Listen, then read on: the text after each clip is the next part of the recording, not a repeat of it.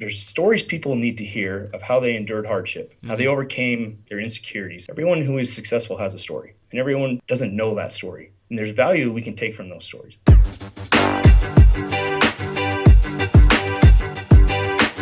You're listening to the Kristof Lewis podcast, a podcast where I have conversations with inspirational people.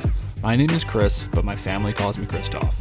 My goal is to have as many conversations as possible with people who have forged their own path by pursuing their dreams, making them a reality, all the while emitting positivity and sharing this knowledge with others. I seek these people out and share this information with you, proving to the world that you can do what makes you happy and do what you want for a living while being a good human being. We'll talk about careers, but we'll also cover any story that inspires. Let's do this while helping each other. Thanks for listening. I'm happy you're here.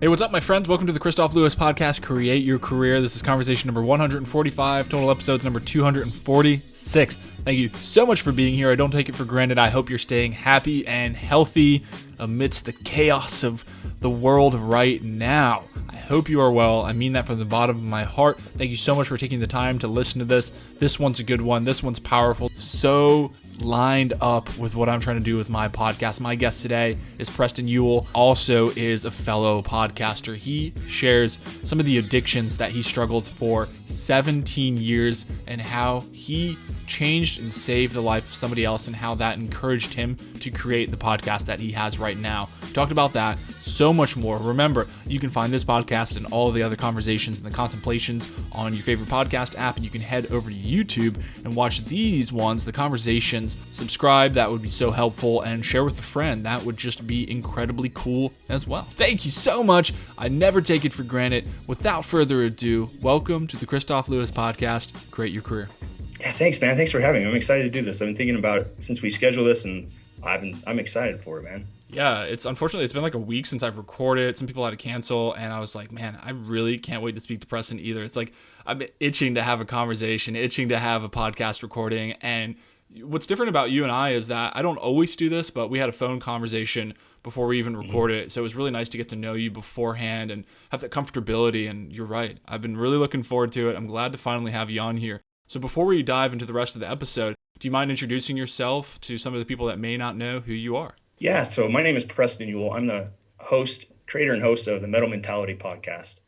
I created this podcast about 6 months ago. It was an idea, and I finally decided to commit to it, and I didn't understand why, but I did it because there's stories people need to hear of how they endured hardship, how they overcame their insecurities, how everyone who is successful has a story, and everyone doesn't know that story, and there's value we can take from those stories. But it started 2.5 years ago, almost 3 now, when a soldier of mine came to me and told me that he had tried to take his life 3 times in the last 6 months. So I've been in the Utah Army National Guard for almost 12 years now, and this show that I created is for him. So this is a culmination of everything I've learned in my life to get me to the point where I'm at. But more importantly, I'm not just the creator and host of this show. I'm a husband and I'm a father. I have been married for 13 years to the same wonderful woman, and I have 3 beautiful children. That's where my power is. That's where my why is. That's the reason why I do everything. So that's a little bit about me. Oh, that's awesome. Thanks for sharing. And I love those reasons that you started the podcast. That's really powerful. Right off the bat, that's one of the most incredible reasons I've heard to start a podcast. So let's just right off the bat, let's go into that since you shared that. Talk us more through this soldier that came into your life and how you came into his life, and why did that happen, and where did that go, and then where is it now? Yeah, so this is a life-changing event for me. Wow. And so he came to me, we were at our annual training, and just nonchalantly said, "Hey, Sergeant, I tried to kill myself 3 times in the last 6 months." And I didn't realize how serious what he was saying was in the moment. He said it so nonchalantly that I almost didn't catch it. And it hit me. And I realized that he was asking for help. I might be the last person he talks to about this. I might be the last straw. So I didn't know what to do. I knew what I was supposed to do as a leader. I knew taking up the chain of command, everything is what I needed to do. But I didn't know how to be the leader that he needed me to be. But I knew that I needed to love him. And so that's what I did. I loved him. And when we got back from our annual training, I was made the platoon sergeant for a little bit, for a few days, which is really surprising because it's way above my pay grade, my rank. But I was like, okay, cool. Yeah, let's do this. And right before I sent everybody home on the last day, I pulled 7 people aside that he told me he knew and trusted. And I said, hey, this is the situation. We might lose him. I want to form this team, and every single day I want one of us to talk to him, see how he's doing.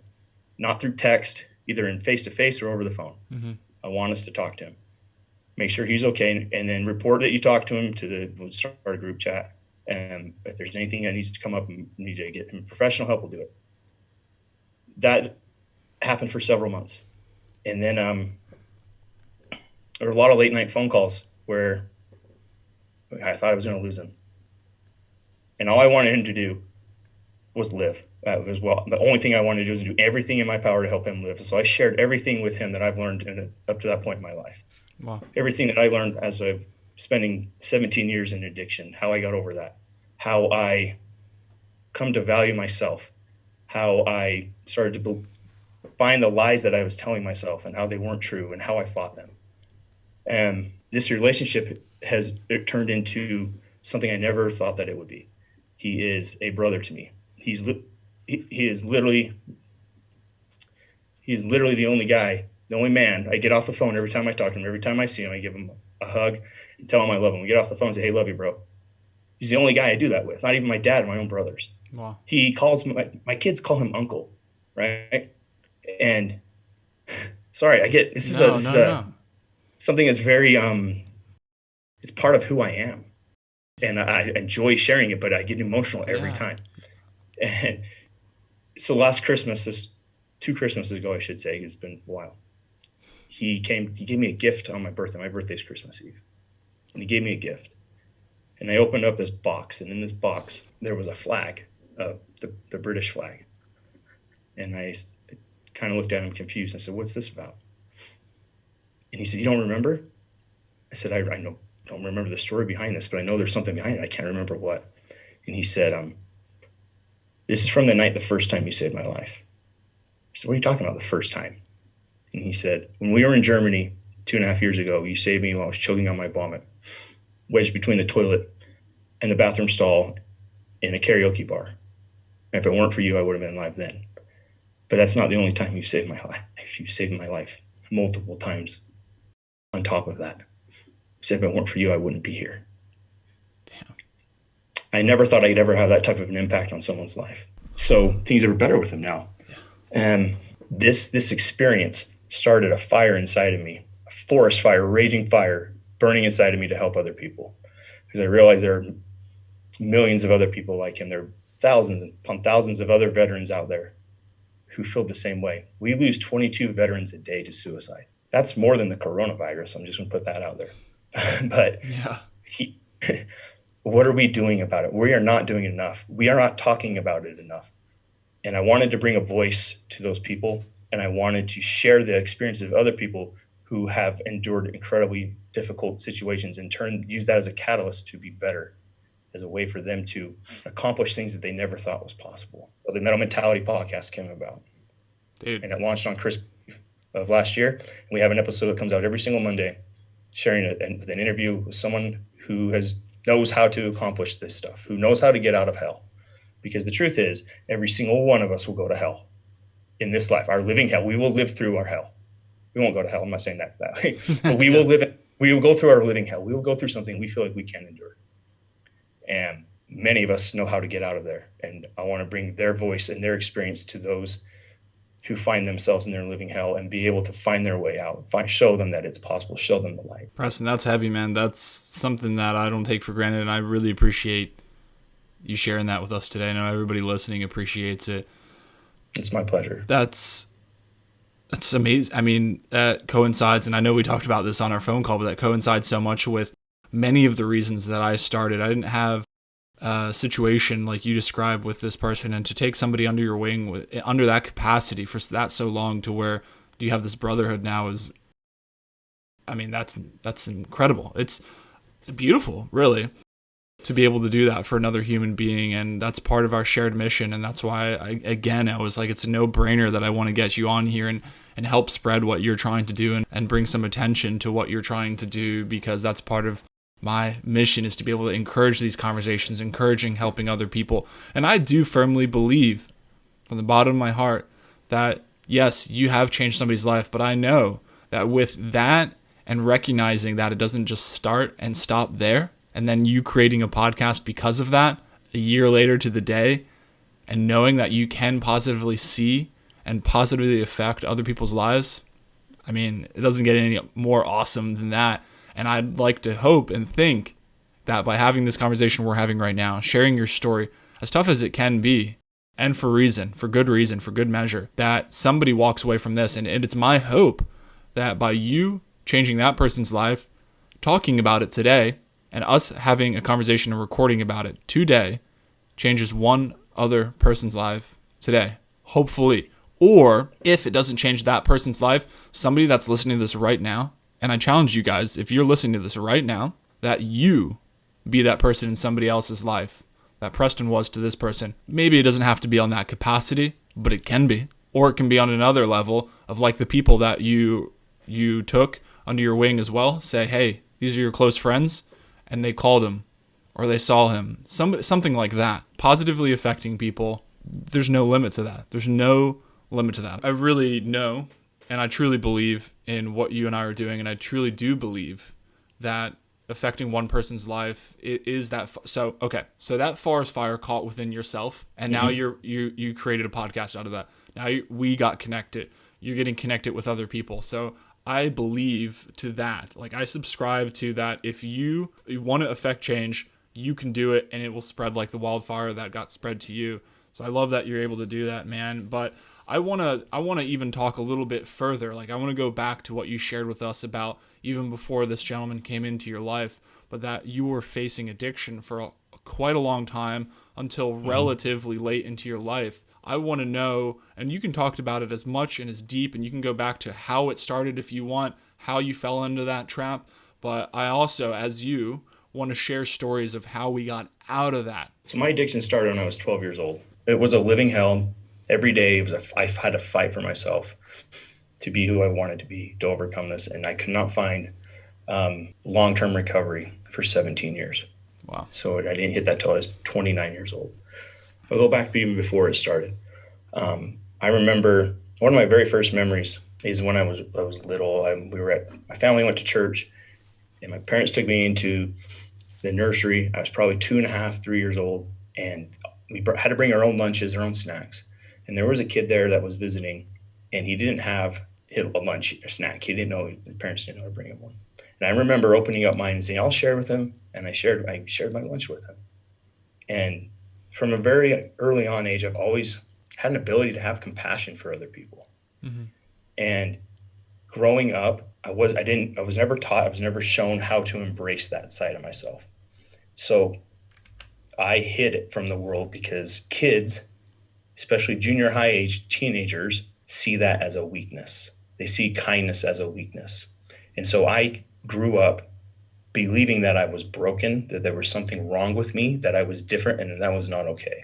And when you don't know who you are, and you don't own yourself, you don't belong to yourself, you don't belong to anything. And there's a lot of pain and heartache. So it felt like my entire life I was living a life of trying to fit in. I wasn't myself. I was trying to belong to other people. Just wanted to be accepted for who I really was, and I never could find that because I never accepted myself. And that led to a lot of emotional pain. That led to wanting to just escape. And I found a way to escape from reality in pornography. Mm-hmm. It took me out of, I didn't have to deal with it in that moment. And pornography is not something a lot of people are willing to be open and talk about. A lot of us, we feel uncomfortable. It's kind of taboo. Mm-hmm. But I'm here to change that belief that we can't talk about these things, because I'm not the only one. I'm not some random pervert or something like that, right? What this is just, that's how I escaped. It was rough because I knew that I was better than that. I knew that I didn't want anything to have control over me. And so I hid it from everybody forever. And even into my marriage, I hid it from my wife, and I couldn't own it. I could not own it because the fact that if I said, yes, I'm an addict, I'm struggling with this. This is how I feel. This is what's going on. I took on that identity. I was my addiction. Not that I was an addict, I was addiction. If someone has cancer, do you say that they're cancer? We don't say that. We say they're a cancer patient. They have cancer. And we try to help them, do everything we can to help them and support them. And that's what I'm here to do, is say you're not your addiction. You're not the sum of your mistakes. You're the product of everything you've learned from this. And so my life, about age 27 or 28, I hit rock bottom. And my wife came to me and she said, if we're going to make this work, you're going to go into this program. It's an outpatient program. And I did not want to do it because to me, I was accepting defeat. But it was quite the opposite of that. What I was actually doing was acknowledging that I couldn't do it alone. And I said, fine, I'll do it. And I did it because I wanted to keep my family together. I had a 2-year-old daughter at the time, and I knew that she needed a better father. And if I didn't get into this, my marriage wasn't going to make it. She would not have the father that she needed. And as a father, we play a role in our children's lives that's so profound and is not acknowledged very often in society. It's downplayed in the importance of it. But I knew the importance of it, and I knew that she needed me to be the better version, the best version of myself, that I had to change if she was going to be successful. So I went into this program, and I went to this program for about 2 years. Every single week I went and met with a counselor individually. My wife and I met together, and I went to a group treatment every week for 2 years. And I finally found how to get out of it. And it was through accountability. Mm-hmm. We have to hold ourselves accountable for every thought that we have, everything that we do, and all the lies that we tell ourselves. The words we say to ourselves are more powerful than anything else we say, because we will start to believe them. And through being accountable and with the support of other people, I'm at this point now where I'm compelled to share my message, my story with other people, because this is not just how you get out of addiction. This is how you become better yourself. You have to be accountable for everything that you say, everything that you do, and every thought that lie, and every word you say to yourself. And if you can hold yourself accountable to that, you'll follow through on your passions and your dreams. I completely agree with the accountability. I'm doing that right now. I think that being able to ask for support, being able to know when to ask for help, even if you don't know, is incredibly important. There's a stigma for men that it's a sign of weakness to ask for help. And actually, it's a sign of your strength. It shows humility. The strongest people I know ask for help. Yeah. And this is another great reason why we're having this conversation, and why I'm saying not having these conversations is so important. Being able to articulate and hear other men or hear other people or whatever the issue is. Right now, this is the issue we're talking about. Hearing other people have this issue. That's why sharing your story with the intention of helping other people is so important. And then yet another reason why I'm so happy to hear that you created something out of this bad thing. It was a bad thing at first. He came to help for you. Like, that took a lot of guts for him to do that. Obviously, you said 3 times already before he came to you initially. He already tried to do that. I am sure he probably tried to approach you 100 times in his head. And, maybe that 101st time he came up to you, and now you're doing something else about it. Now you're sharing your story with yourself. And you're right. People don't talk about that a lot. But here you are. Again, another reason why I'm so happy we're talking about it is I guarantee you, maybe not everybody, probably not everybody, but maybe one person is going through something similar to you. So hearing that story gives them the courage to be able to do that as well. And you're damn right. When you have a little girl, and now I have a little girl, when you have a little girl and you have a family, that father does play an important and very important role in their life. We will do anything for your children. If you would run into a burning fire, you would do the most paiful thing. You would be tortured by someone to save their life, right? We see that in Hollywood all the time, right? Yeah. We'll do anything to save our kids. And it's true. Me going into this program was the last thing on earth I wanted to do. I probably would have rather been dead than go through the pain, that emotional pain that I was going to go through. Yeah. But I did it because initially it was for her. And it turned into, I can't just do this for her. I have to just be a better version of myself. I can't white knuckle this through it. Sure. I'm not growing. I'm not changing. Yeah. Growth is uncomfortable. That's why we have things in place to make our lives easier, such as I have a smart thermometer from my bed. I can turn the temperature up at night because I'm too lazy to go turn it up myself, right? We do almost anything to be uncomfortable, especially as an addict. Addicts will do anything to be uncomfortable. That's why they continue in their addiction. Yeah, I think it's an important point to note that I think it's okay to be able to do something for a bigger mission. Like, speaking as former military, I understand doing something for a bigger cause, but at a certain point, you have to stop and you have to really start doing it for yourself as well. I think you can do that, but I do know, like, especially I talk about helping other people, and you can help yourself and help other people. You don't have to be healed to help other people, but I think at a certain point, if that's okay, so if your daughter is the thing or the person or whatever it is, and in somebody's life, the variable in your life that begins that journey, fantastic. I hope you find that. I hope you look for it, and I hope you act on it. However, like you said, you can't be sitting there white knuckling it. And at a certain point, I think you need to be able to start that process and that journey within your own body as well. Yeah, if you're doing it for someone else, you're being codependent. And if you don't, what you're doing is you're waiting on their response to validate what your efforts. And if you don't get that validation, especially as an addict, you will go back into your addiction and it will be even harder to get out. But it's not just, like I said, all this is not just for addiction. If you started a podcast solely for someone else, right? Like if I was solely doing it for this kid or someone else, and I never got any feedback from anybody saying, "Hey, thanks for doing this. You saved my life," or whatever, it wouldn't be successful, right? So when we do it, that's a great way to get the ball rolling. But until you do something for yourself, because you want to become better than you were yesterday, you're not going to have the results that you're looking for. Yeah, you're absolutely right. So last time we talked on the phone, you mentioned something about how you didn't have a great emotional support as an adult. Based on some of the conversations we had then and that we're having now, how have you been able to rectify that? How have you been able to move forward and gain emotional support? Well, I would say as an adult, I've had much better support than I did as a kid. As a child, my parents are great people. My parents are loving, kind, and they're still married. They did the best that they absolutely could, and I love them for everything they did, and I hold nothing against them. But they were going through their own stuff, and they didn't know how to support me in the way that I needed. And emotional support is just as important as any other type of support, because our mental health plays a role in everything that we do in our life. So how have I rectified that as an adult? I try to be a safe person for anyone to talk to.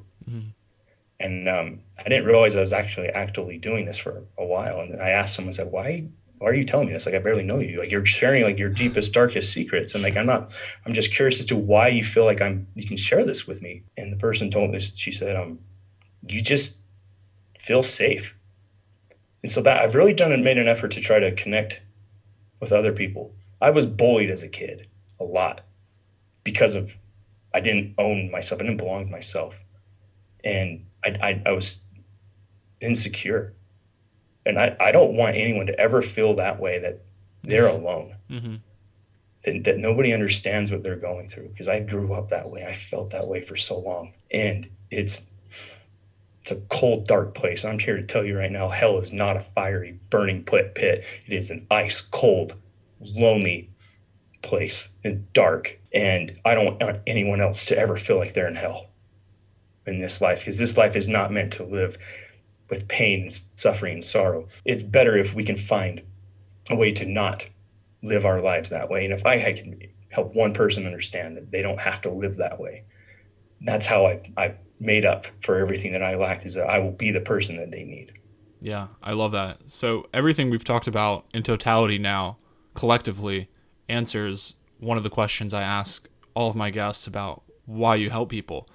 So, as I've said, we've answered that really well, very thoroughly right now. I don't think there's a more honest, true, everybody's answer is very true and very real, but this one is really neat in its own special way. And I say neat because I think it's so cool how you can go out there and how you can help other people, and that's been the basis of our entire episode together. So my question just would be, in addition to, is there anything else outstanding or any other reasons that you really, especially going out, really fostering another man, helping other people, creating a podcast, being vulnerable, sharing these stories, is there anything in addition to that? I just want to say, I'll tell you, if you're listening to my story today, I'm going to tell you this: you are not alone. Yeah. There's other people out there who feel your pain. What you're going through right now is going to be something great. This is where you will find your power. Your power is going to come from your weakness and your pain. You have support out there. You just have to find it. Don't be afraid of who you are. Own who you are. Belong to yourself. Believe in your ability to overcome hardship. And the way you do that is through consistency, and have fortitude, which is waiting patiently with courage. And until you get through your pain, you rely on your grit, you dig deep, and you'll find that grit is deeper than you ever knew it was. You can overcome anything that you're enduring right now, and it will propel you to do great and wonderful things and helping other people. Me overcoming my addiction and my pain and my sorrow and my suffering and my hardship is where my power comes from. It is my superpower. My superpower is that I can help other people. And it has taken a lot of confidence for me to do this. I had to overcome a lot of insecurities, even before I conducted my first interview, to commit to something like this, to commit to opening myself up and allowing other people to see me for who I really am and not give a damn what they say about me. It's who I am. This is me. This is me in the raw.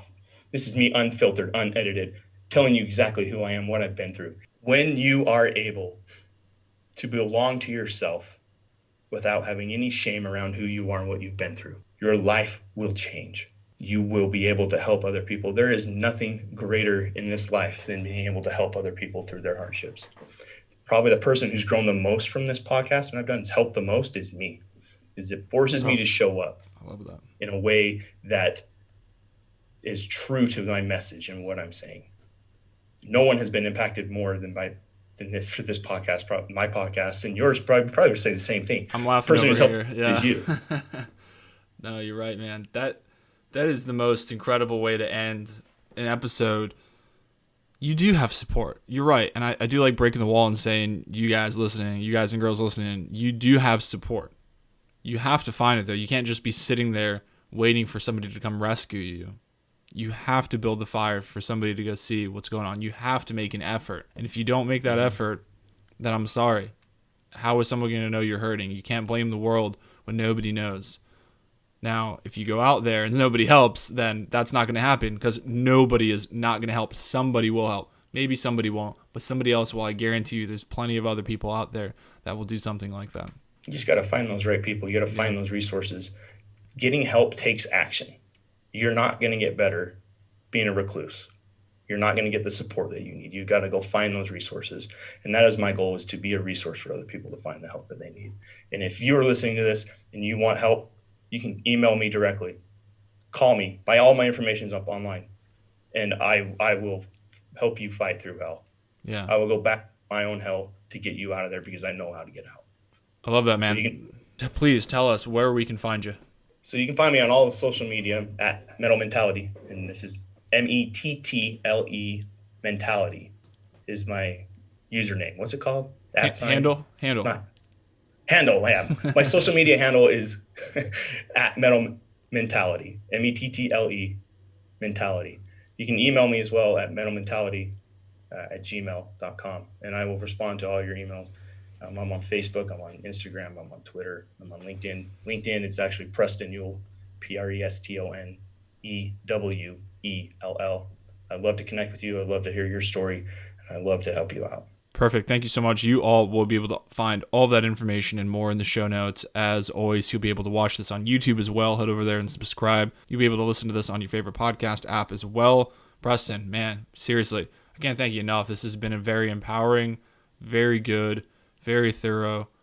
Just like I said earlier, the totality of this podcast very much meets my mission of wanting to encourage the conversation, encourage helping other people. And I know it is the Kristof Lewis podcast, Create Your Career, and I do want to focus on that. But I want to take this moment to say to you and to everybody listening that what I truly mean with creating your career is almost creating your life, creating what you want to see in the world. And that's why I very specifically chose the create portion of the title, is because I wholeheartedly stand behind the creation of this. If, like you're saying, you want help, go find it, go create the help. And you were saying when you're empathizing with other people, so that person came up to you, I feel safe. Well, because that's what you're emitting. So what energy do you want to see out there? However, whatever synonym you want to see, whatever synonym you want to use, go out there, create that, and that will come back to you. And you're damn right, I have probably been the person that's seen the most growth from this podcast, and it's really cool to go back and see that. Preston, as I said, my friend, seriously, I'm so glad